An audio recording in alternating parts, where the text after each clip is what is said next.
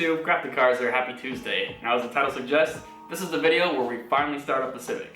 But before we dive into all the steps taken to get here, I'd like to say a couple thank yous. First of all, thanks to those who left the get well soon comments on my last upload. Took a couple nights off work and I slept a ton and now I'm feeling way better. And thank you to the Super Clean team for partnering with our channel, providing us with some kick-ass cleaning products. We'll be doing another giveaway with them shortly. And a huge thank you to all our friends, followers, and loyal supporters for helping our channel reach 1,000 subscribers. This is a huge milestone for us, and keep your eyes open because our Crafting Cars website is going to be opening pretty soon, where you can pick up your own Crafting Cars merch. Alright, let's get on with the video. So starting off, we took our old turbo and removed the exhaust housing so we could install it onto our new turbo. We got to do this because the new turbo came with a V-band style exhaust housing, where we use a 4-bolt downpipe, so I wanted to retain that old 4-bolt exhaust housing with my new setup. Then we mocked up the whole turbo assembly just to make sure everything was clocked in the right position before we tightened everything down.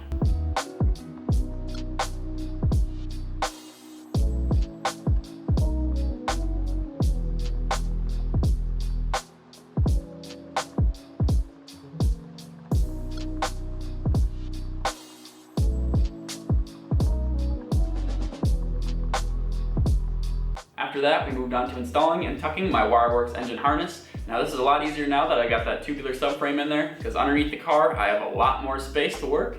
And while I was in there messing with the wires, I decided to repair my old shitty radiator fan connection with a new plug.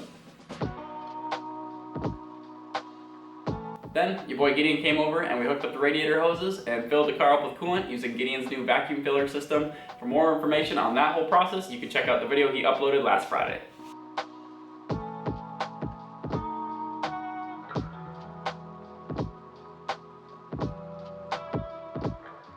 We then installed our intercooler piping, pumped all the old gas out of the tank, installed some new exhaust gaskets, ran our oil lines, and then we were finally able to fill the car up with fresh gas and fresh oil.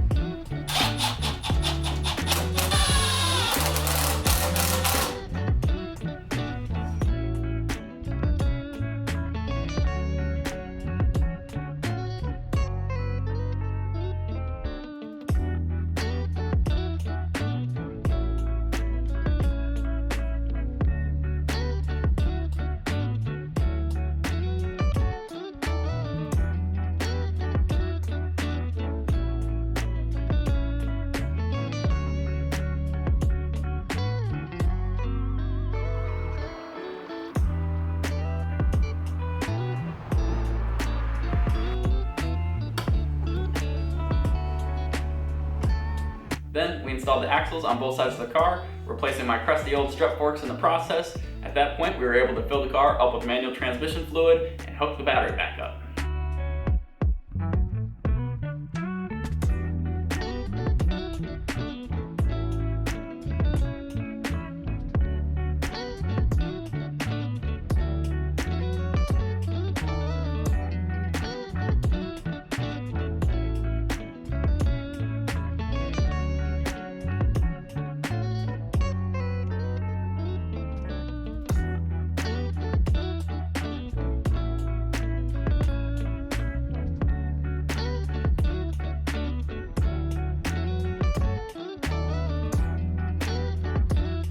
Now grab your popcorn because this is where things get exciting.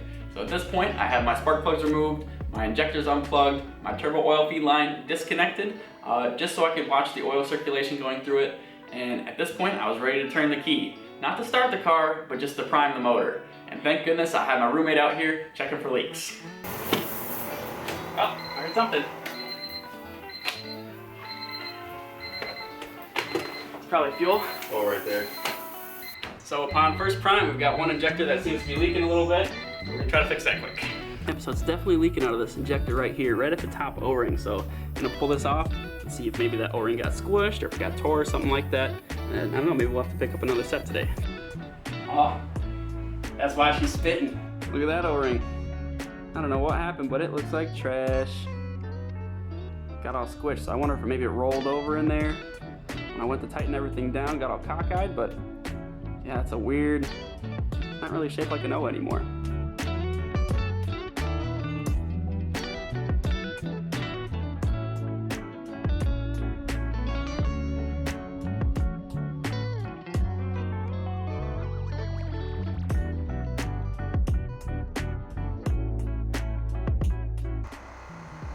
Do it again. Back off, back on.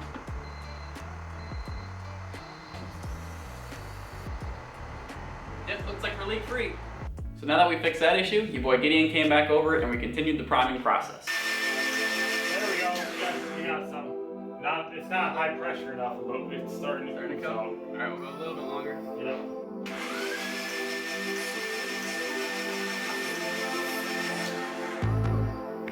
We're up to the turbo? Yep. Alright, so we got oil through the line finally. It took a while, but probably would have taken even longer if we had the plugs in. I removed all the plugs so it cranked a little faster. Now Gideon's hooking the oil line up to the turbo so we can prime that turbo because yeah, that thing needs fresh oil too before we go for the first start.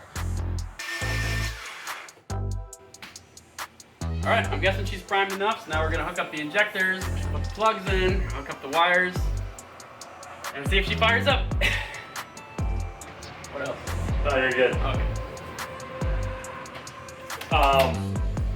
I think the injectors were plugged in and going. God damn it, shit! And now it was finally time to start this thing up.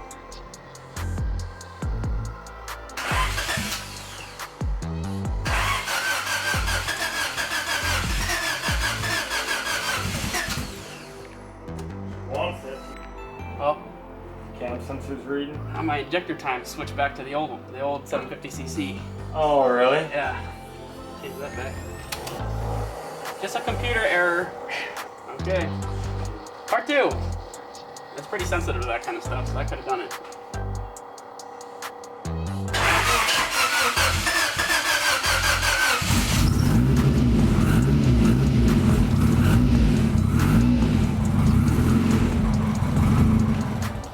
Oh shit! Yeah.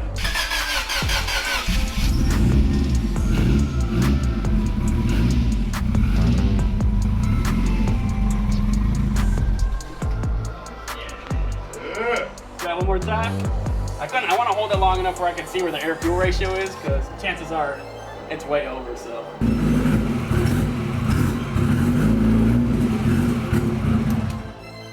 Pretty lean. Yeah, add some more fuel down low. There we go. Hell yeah, dude. I didn't hear any ticking or nothing. Yeah, it looks like it was just getting a little lean.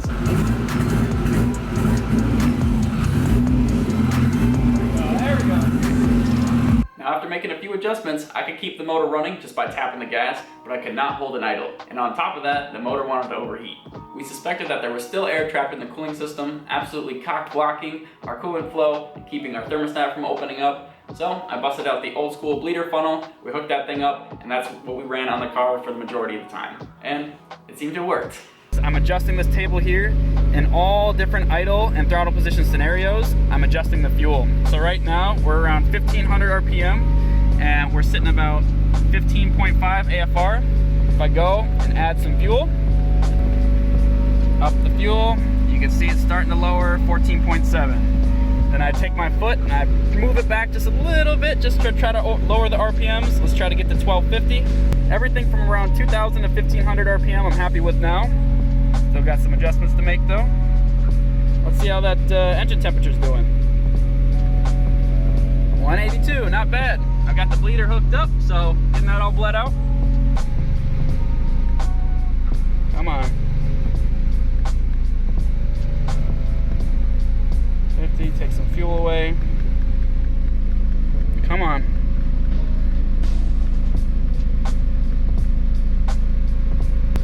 Oh, and just like that, my foot is off the gas.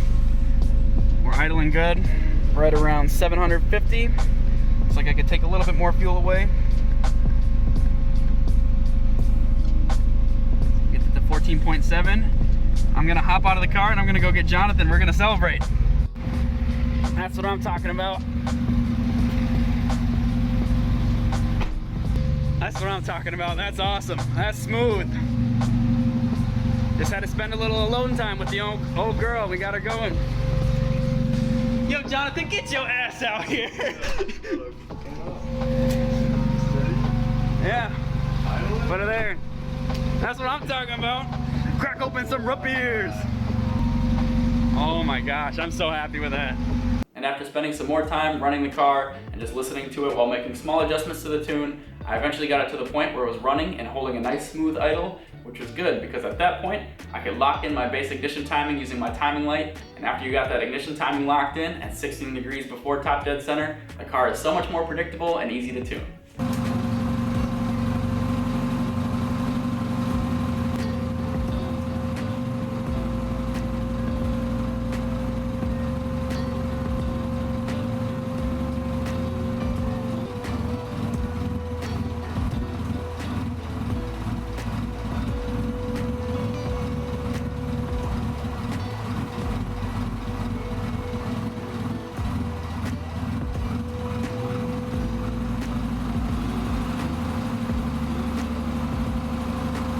Alright, so obviously I'm excited we got the Civic running after 7 months of work, and I hope you guys are excited too, but I'm not celebrating yet because I've still got a lot of work to do before we hit that dyno on August 2nd, so that's when we're gonna go make some big cheese. So yeah, stay tuned. If you haven't already, you're gonna wanna subscribe because we're only gonna do more cool shit from here. Yeah, don't forget to smash that like button and leave a comment down below. I like to read them, I like to reply to all of them, and we will see you next time. Bye!